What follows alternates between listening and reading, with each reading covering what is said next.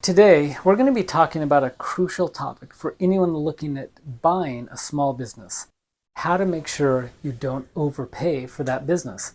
We'll cover some common pitfalls and how to avoid them. Let's dive in. After watching this video, you'll know the biggest mistakes and how to avoid them. Hi, my name's Trent Lee.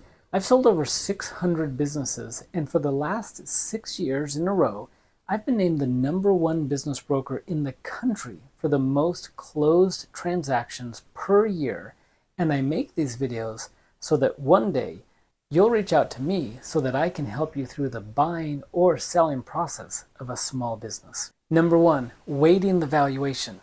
First, be cautious about basing a valuation entirely on the most recent year, especially if it's a best ever performance year. This might seem like a good idea because it looks like the business is doing well, especially while it's growing, but it could be an outlier.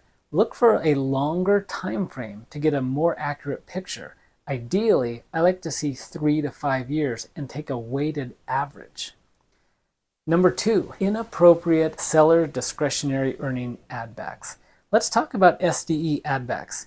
These adjustments are normal, but they need to be provable, legal, and clearly an owner benefit that won't be necessary for you as the buyer. I'll give you a perfect example. Be wary of something like fuel expense without proper documentation. Maybe the wife and the kids have a gas card that's run through the business and they're trying to add that all back. How do you differentiate between the gas needed for the family and the gas used by the business? So be careful with those addbacks. Number 3, inappropriate adjustments. Similar to addbacks, normalizing adjustments can be tricky. For example, a large one-time expense might be added back, but consider if this is truly a one-time expense. If it's something like new paint or fixtures that need to be replaced regularly, factor that into your projections. Maybe they're not an add-back if it's something that happens every couple of years. Number 4, lack of rent adjustment. I see this mistake often. Don't overlook the fair market rate adjustments to the rent. If the current owner has a sweetheart deal on a rent, you need to know what the market rate is. If you're going to be paying more, then recast the financials to reflect the current fair market rent. This is especially important for owner-occupied properties where the owner or the business owner owns the real estate and is not paying themselves any rent or is paying their rent way too low. Number 5, multiples that are too high. Be cautious if the multiple used to value the business is higher than average. A higher than average multiple can be justified if the business has recurring revenue, higher margins, or some sort of special advantage that really justifies it. If not, a premium multiple is likely inappropriate and is just a pipe dream from the seller or the seller's broker. Number 6, this is a big one I see all the time, misapplying EBITDA multiples. Understand the difference between EBITDA and SDE. Some brokers might try and use EBITDA multiples on what are actually SDE figures to inflate the price. Make sure you know the difference and you can look and know how and which multiple should be applied. Ideally, there should be an EBITDA figure and an SDE figure. They won't be the same, and each one of them should have an appropriate multiple to use. Number 7, not accounting for rising interest rates. Interest rates have been rising, and this could affect the cost of the debt. When brokers model an ROI or debt coverage ratio, make sure they account for current interest rates. If they're modeling something that was true with the SBA 6 months ago, that might be completely different. Without doing this properly, you could end up with a misleading picture of the business's financial health because your debt service ratio is going to be too low. Number 8, valuation using projections or pro forma. Be wary of a valuation based on future projections or discounted cash flow, DCF methods. These are often used for larger companies and aren't typical or appropriate for small businesses.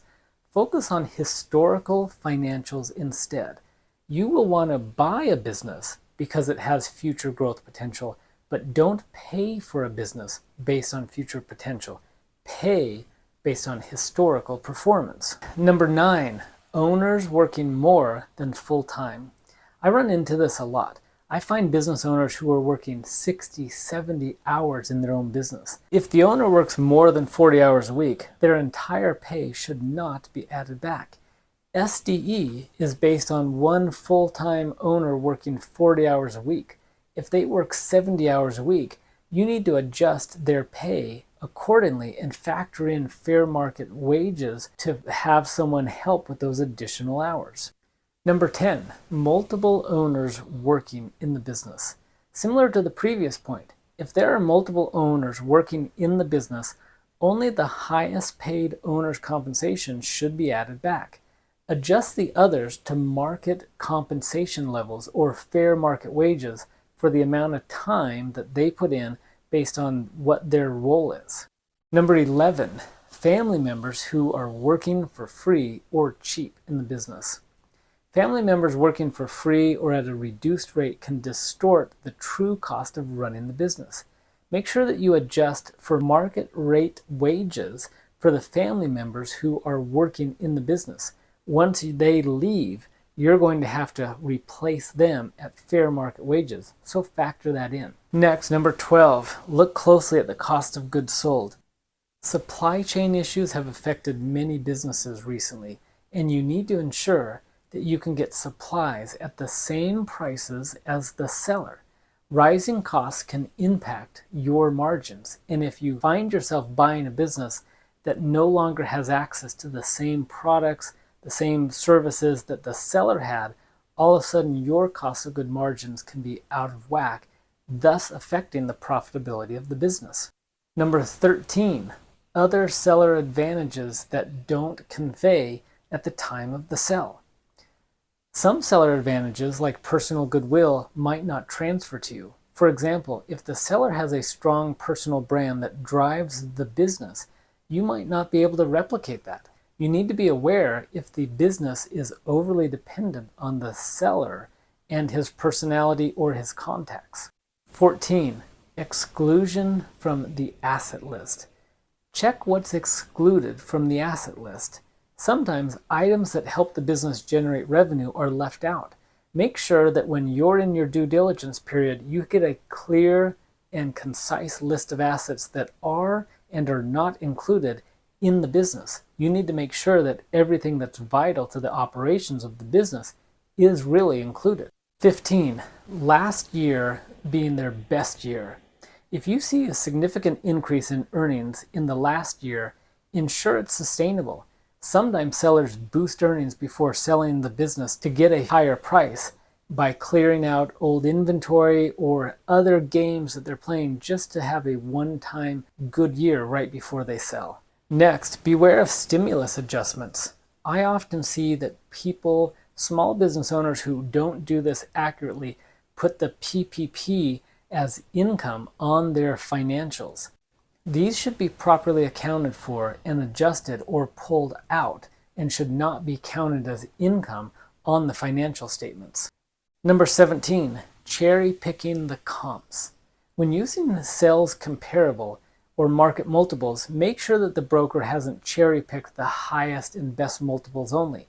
Run your own comps and focus on ROI to get the true valuation. Number 18, not accounting for working capital or CapEx.